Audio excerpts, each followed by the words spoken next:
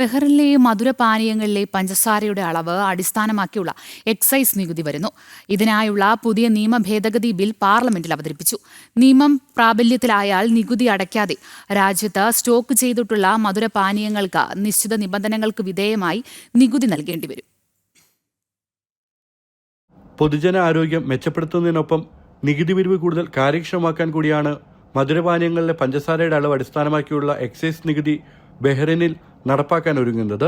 ബഹ്റിനിൽ നിലവിൽ പുകയില ഉൽപ്പന്നങ്ങൾക്കും എനർജി ഡ്രിങ്കുകൾക്കും ഏർപ്പെടുത്തിയിട്ടുള്ള 100% നികുതിയിൽ മാറ്റം വരുത്താതെ മധുരപാനീയങ്ങൾക്ക് മാത്രമായി പുതിയ നികുതി ഏർപ്പെടുത്തണമെന്നാണ് പാർലമെന്റിൽ അവതരിപ്പിച്ച ബില്ലിലെ പ്രധാന ശുപാർശ.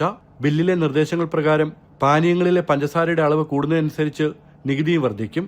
അതേസമയം 100 മില്ലി ലിറ്ററിൽ 5 ഗ്രാമിൽ താഴെ മാത്രം പഞ്ചസാരയുള്ള പാനീയങ്ങളെയും കൃത്രിമ മധുരം മാത്രം ഉപയോഗിക്കുന്ന ഷുഗർ ഫ്രീ പാനീയങ്ങളെ നികുതിയിൽ നിന്ന് ഒഴിവാക്കണമെന്നും നിർദ്ദേശത്തിൽ പറയുന്നു. GCC രാജ്യങ്ങൾക്കിടയിലുള്ള ധാരണകൾക്കനുസൃതമായി കൂടുതൽ ഉൽപ്പന്നങ്ങളെ എക്സൈസ് നികുതി പരിധിയിൽ ഉൾപ്പെടുത്താൻ മന്ത്രിസഭയ്ക്ക് അധികാരം നൽകുന്ന വ്യവസ്ഥയും ബില്ലിൽ ഉൾപ്പെടുത്തിയിട്ടുണ്ട്.